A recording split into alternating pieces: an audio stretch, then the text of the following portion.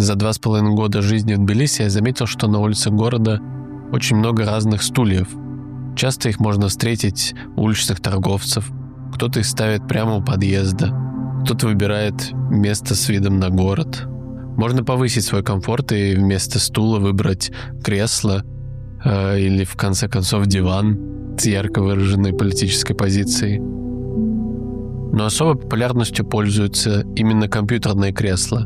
Не стесняются их ставить даже на крыльце у дома.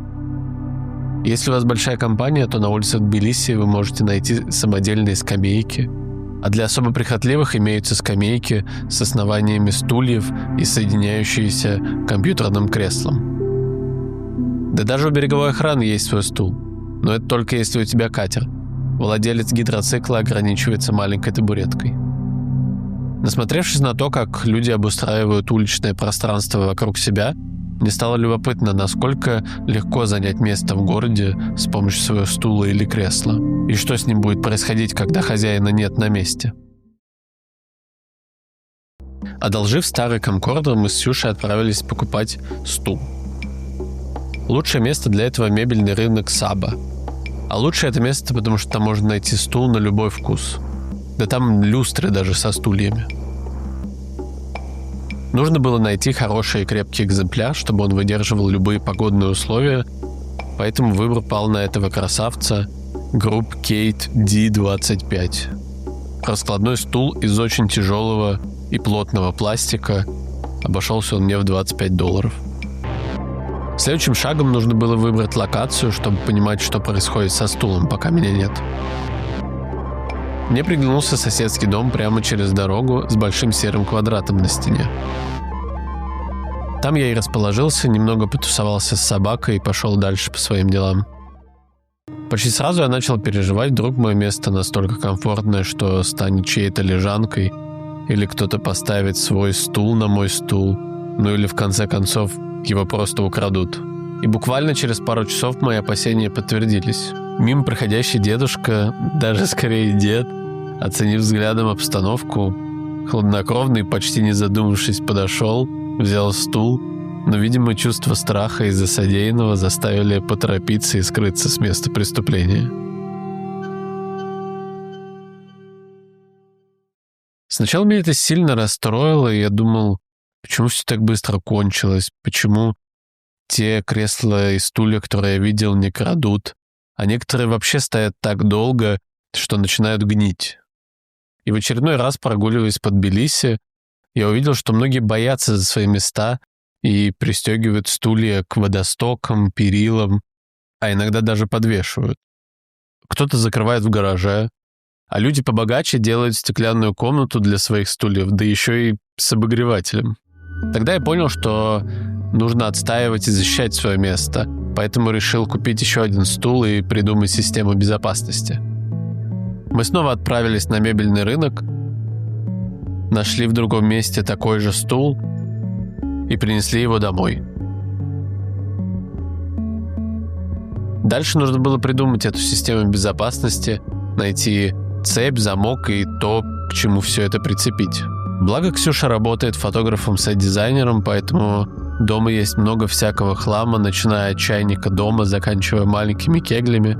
И в этом хламе как раз были найдены цепь с замком, а один из цветков стоял на подставке из шлакоблока, поэтому было принято решение использовать его в качестве якоря.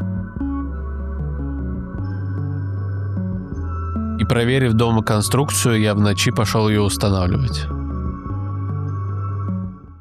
И система безопасности отлично сработала, в первые же дни было предотвращено несколько краж. Причем некоторые были умнее и лишь взглядом оценивали возможность для воровства. В первый же вечер замечательной паре с 3 собачками на прогулке приглянулся мой стул. И в последующей неделе было 5 попыток, но каждый раз шлакоблок и цепь останавливали потенциальных воров. Сам я старался ежедневно приходить на свое новое место и как-то проводить там время, чтобы дать людям вокруг понять, что это не бесхозный стул, который просто выставили на улицу, а чье-то место.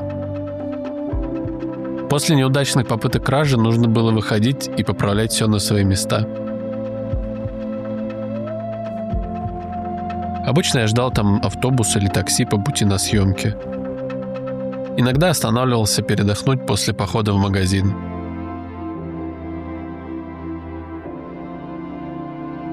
Читал книгу или писал сценарий для этого видео. А также продолжал бродить по Тбилиси в поисках уникальных экземпляров по типу стула-скамеек, стула-горшка, барберских кресел, ну и автомобильных сидений.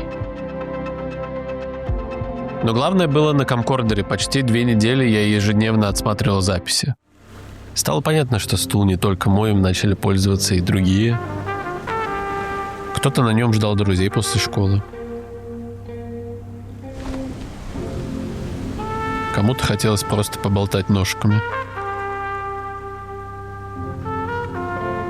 А кому-то нужно было просто сесть передохнуть. А один раз мой стул даже помог мальчику, который, видимо, отравился.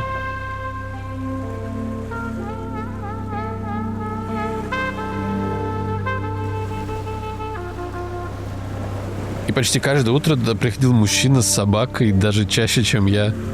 Кажется, это стало его утренним ритуалом.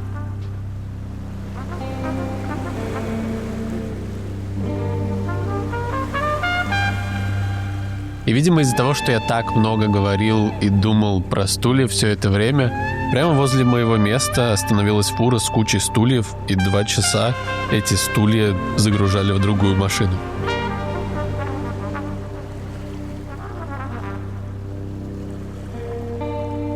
Место на жестких дисках кончилось, поэтому мне пришлось прекратить ежедневные видеонаблюдения, и, кажется, стул закрепился на этой улице, стал ее частью.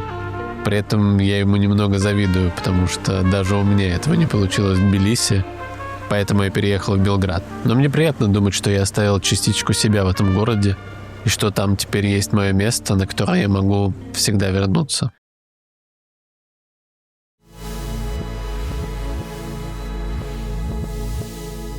Извините, люблю хэппи-энды, но за неделю до переезда в Белград кто-то разломал шлакоблок и все-таки утащил стул.